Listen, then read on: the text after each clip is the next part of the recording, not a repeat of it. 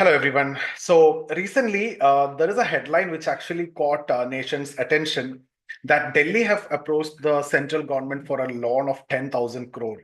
So this request has sparked a lot of discussion, especially as Delhi have historically been a revenue surplus state. So today we will try to uncover the financial dynamics behind this move. We'll try to explore the National Small Savings Fund and we'll also assess the implications for Delhi's economy. So stay till the end as we will be getting into the complexities of government financing and the pressing question here, why does a revenue surplus state need such a huge loan? Okay, so let me share the PPT and with the help of which I will be explaining. Okay. So I hope you can see the screen, guys.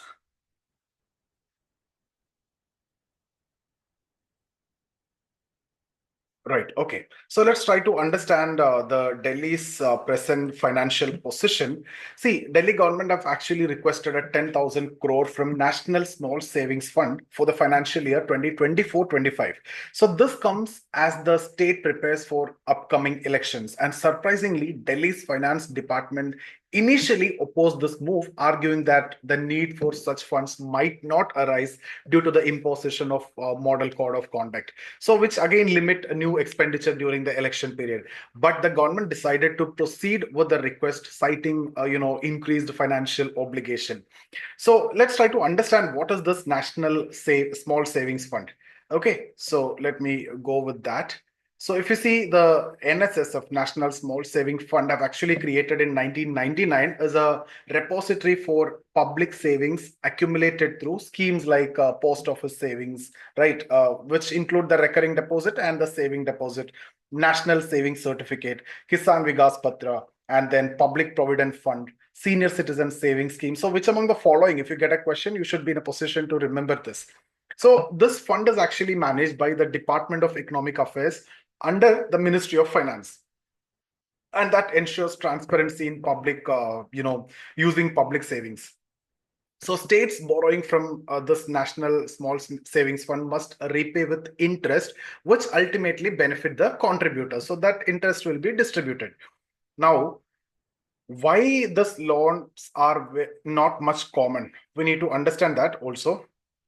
See, a few states use this loan under this NSSF for borrowing due to higher interest rates compared to the market loans. For example, if you see this NSSF loans may have an interest rate of around 5%, while market borrowings might be as low as 4.5. So currently, only four states like Delhi now, Andhra Pradesh, Kerala, Madhya Pradesh borrow from NSSF. Now, why few states are borrowing? Because the interest rate is higher, so the obligation is higher. So this preference for market borrowing highlights a concern. Why did Delhi opt for NSSF despite the higher cost? So there is something which is concerning here. Such a huge loan, that to such a higher interest rate. So is it indicating Delhi's rising financial burden? That's the question. Okay, so Delhi has previously borrowed from NSSF, accumulating a principal repayment of obligation of around 1.27 lakh crore by 2023. Again, if this goes, the interest burden will be like 57,000 crore. Let me discuss. Yeah, it's by 2039, right? So it will be 1.27 lakh crore and the interest burden of 57,000 crore. So this loan request will further strain the state's finances, as noted by Delhi's finance secretary, and the opposition to borrowing actually coming from the concerns over long-term fiscal health and rising the interest obligations. So you can see such a huge obligation. Okay. Now, if you see what could be the reason for this crisis, one of the key factor driving this crisis, Delhi's financial need, is the commitment to the welfare schemes, popularly known as the freebies or rewardis. Okay, so which include the free electricity and water, free healthcare and education, free bus travel for women, senior citizen pilgrimage schemes. Again, a proposed 1,000 rupee monthly allowance for women. So, see, such schemes aim to provide relief. They demand substantial funding. You can't imagine the kind of funding which is required for, implementing this. And the critics argue that this culture of freebies strain the state finances, especially when revenue deficit arises. Now, how Delhi came from revenue surplus to revenue deficit. That's also a major concern. So if you see historically, as I mentioned above in the initial slides, Delhi has been a revenue surplus state. If you see 2017-18 time, that period, 900 crore surplus. 22-23 time, if you see just before 6,400 crore surplus. But the projections of 24-25 indicate a 3,000 crore revenue deficit, and that is marking a significant shift. So a revenue deficit occurs when the operating expenses exceed the revenue collected. So expenditure minus revenue is the deficit.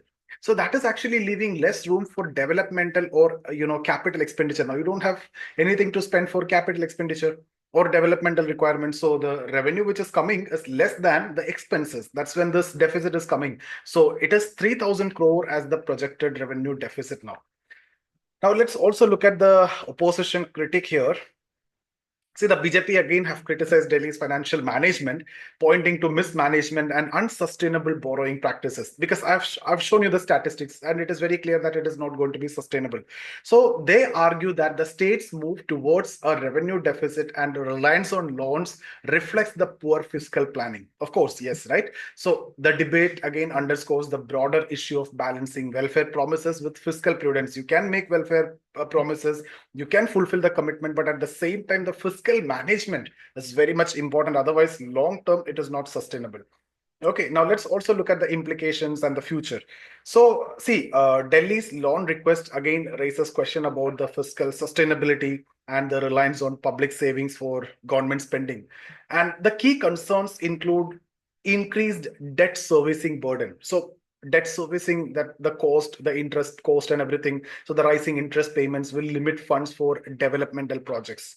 Again, see, now you are borrowing, interest payment will keep accumulating, and that again further will put you in a trap, and that will affect the development in the future. That will further contribute to expenditure, and that again lead to the deficit.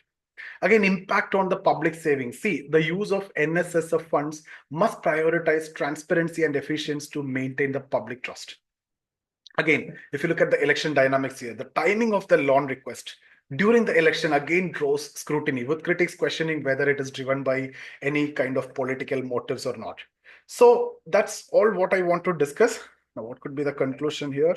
See, this 10,000 crore loan request reflect the challenges of governance. There is no doubt in that. And, challenges like, again, balancing welfare aspiration with fiscal responsibility. Need to manage both. Need to have, a common path between the two. You need to fulfill the commitment, you need to meet the developmental needs, you need to fulfill the welfare aspirations, but at the same time, you cannot compromise on the fiscal aspect. So again, welfare schemes bring immediate relief to the citizens, but their long-term financial implications, it cannot be ignored. So this situation actually serves as a reminder for policymakers across the country to focus on sustainable financial planning. So guys, now what's your take on this matter? You can comment your thoughts below. So see you guys in the next video. Thank you so much for attending.